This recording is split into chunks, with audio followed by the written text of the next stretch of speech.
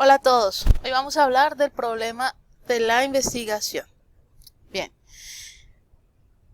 cuando nosotros empezamos a hacer un proceso investigativo, tenemos que reconocer que hay diferentes tipos de acciones, cada una destinadas a una de las diferentes fases y objetos dentro del proceso de investigación.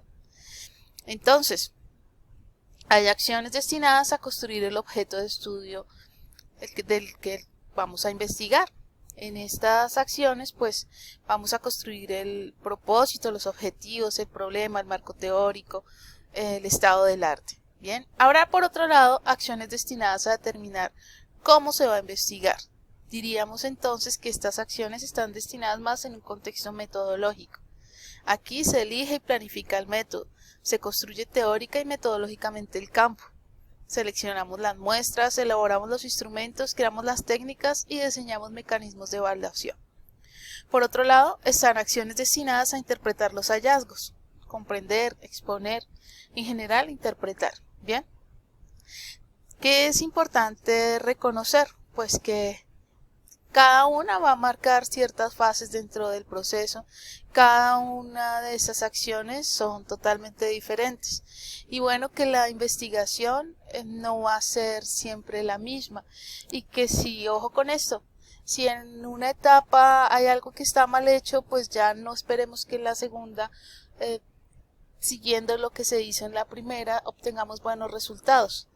Por ello, siempre sugiero a los estudiantes o a quienes se dedican a los procesos investigativos a que hagan todo pues desde un comienzo de la mejor manera y la manera correcta para que en un futuro no haya problemas, no haya errores. Bien, entonces las frases de un proyecto de investigación las vamos a ver pues como más claras en estas etapas. Entonces, una primera parte, digamos una primera fase nos va a llevar a un primer paso, que es la creación, la idea, pasar de una idea a un problema.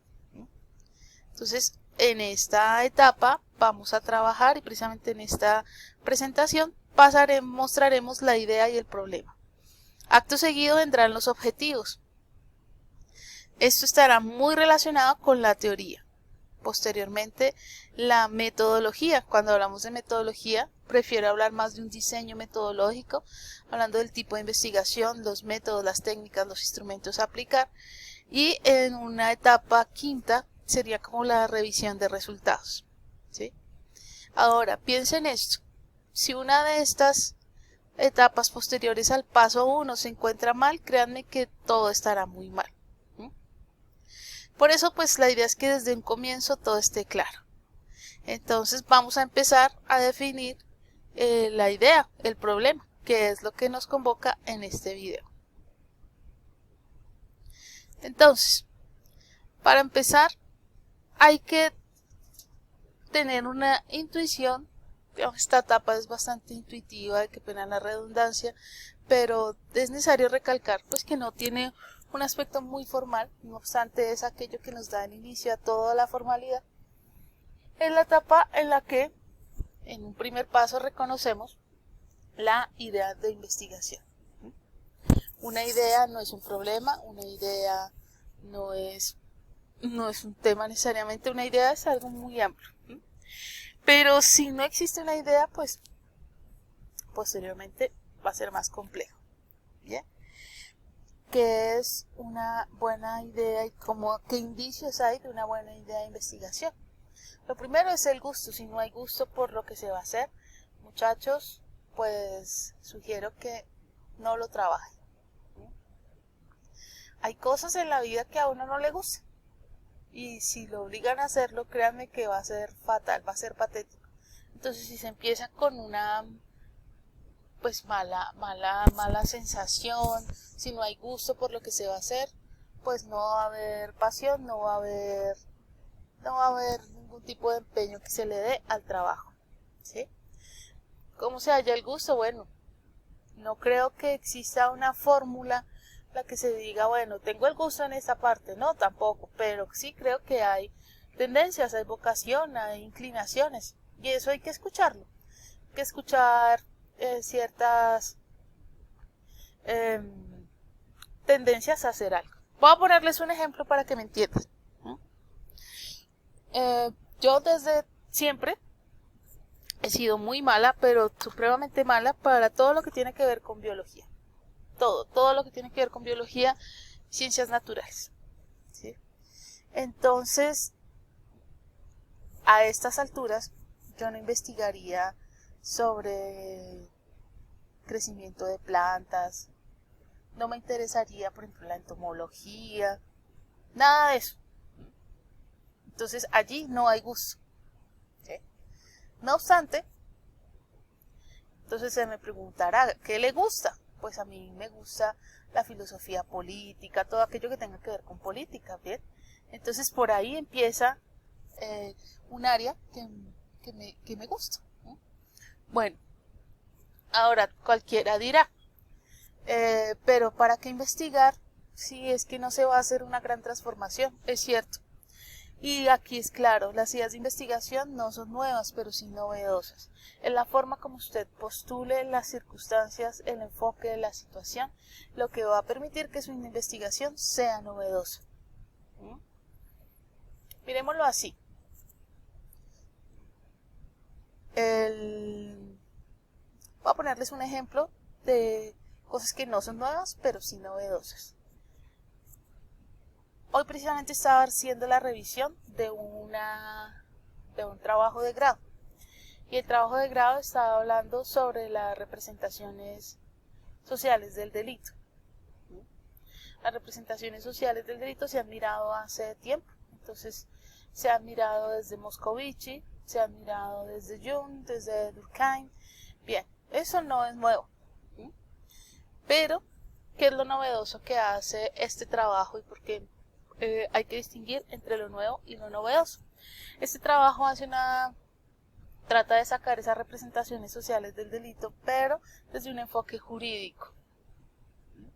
Entonces quiere evidenciar, no desde una perspectiva psicoanalítica y sociológica exclusivamente, sino ayudándose de dichas perspectivas, el enfoque jurídico porque se está en torno a la ley, en torno a unas ciertas leyes específicas que tienen que ver con el delito de menores.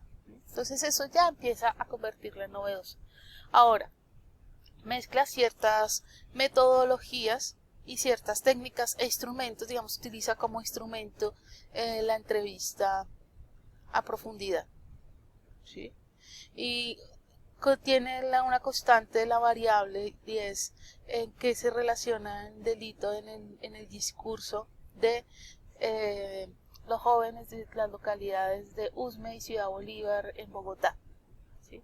Encuentra las variables de representaciones sociales relacionadas con la admiración a delincuentes, con medios de comunicación.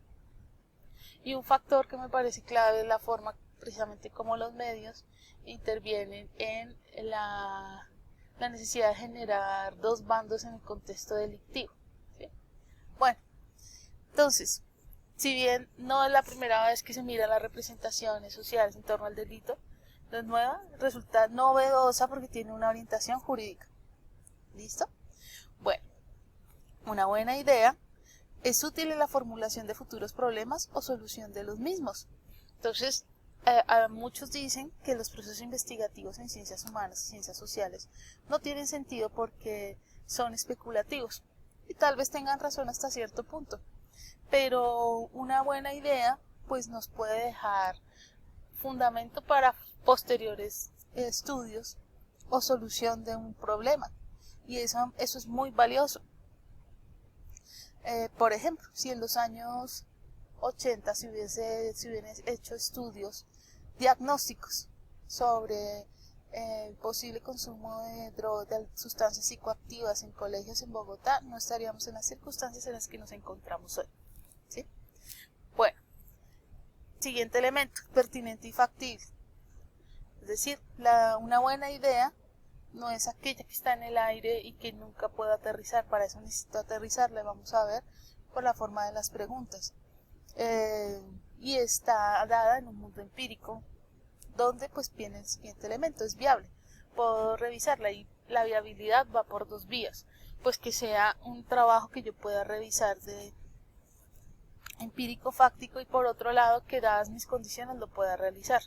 Por ejemplo, yo no puedo proponerme ahorita y sería una muy mala idea hacer una investigación de aula concreta porque estamos en el contexto de la pandemia, ¿sí? No sabemos cuándo vamos a volver, entonces no es viable, ¿ya? Y tiene que ser concreta, tiene que ser orientada a unos fines específicos, por eso tiene que tener una delimitación, unos objetivos, hipótesis, ya lo vamos a ver. Bueno, así no tenemos que confundir en dos cosas. Una cosa es un tema de investigación y otra cosa es el problema de investigación. ¿Qué es un tema de investigación? Bueno, es un área temática, es un interés por un área, no necesariamente es viable, no se formulan preguntas con variables, es un contenido abstracto, no concreto, sin objeto empírico. ¿Sí? Entonces tenemos tres cosas: una buena idea de investigación, un tema de investigación y un problema de investigación. Un tema de investigación puede ser cualquier cosa, ¿sí? Pero un tema de investigación no necesariamente nos lleva a un problema, ¿bien? Lo que más nos lleva a un problema es una idea de investigación. Un problema de investigación es claro, se formula en forma de pregunta, tiene variables teóricas claras, tiene un objeto empírico, es viable y es concreto, ¿sí? Entonces, ¿por qué se hago esta diferencia? Y la idea es que la tengan clara. Cuando ustedes están en un curso de metodología de la investigación, llámese como se llame, dependiendo de dónde se encuentre, pues deben decir, mi problema de investigación no es la filosofía política, porque eso es gigante, ¿sí?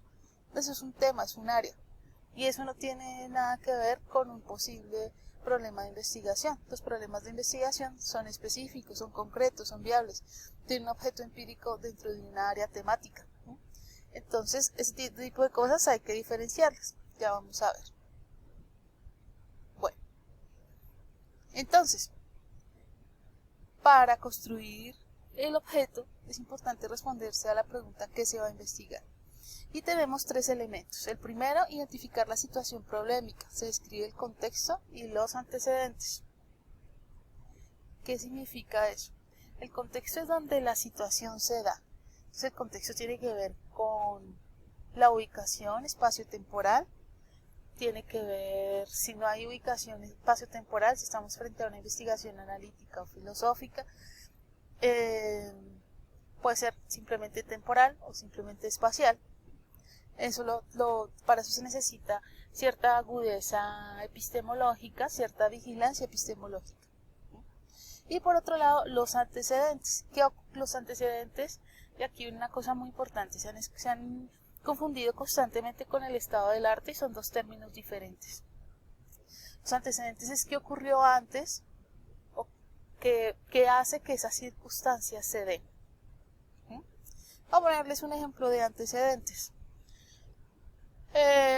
La creación de la sentencia que obliga al Ministerio de Educación, quien a su vez debe obligar a las instituciones de educación superior a crear un protocolo de acoso. Los antecedentes que son, bueno, toda la jurisprudencia que se encuentra allí, donde hay varias sentencias en la Corte que dicen es necesario que las universidades no hagan discriminación de género porque todos tenemos derecho a la educación. Los antecedentes es lo que ocurre antes de la creación de dicha sentencia, porque se crea dicha sentencia. Bueno, segunda cosa, construcción del objeto. Se pasa de la situación problemática a una situación de investigación científica. Y tercero, formulación de las preguntas a las que se les intentará dar una solución. En el siguiente video, en la segunda parte, seguiremos explicando dicha situación. Muchas gracias.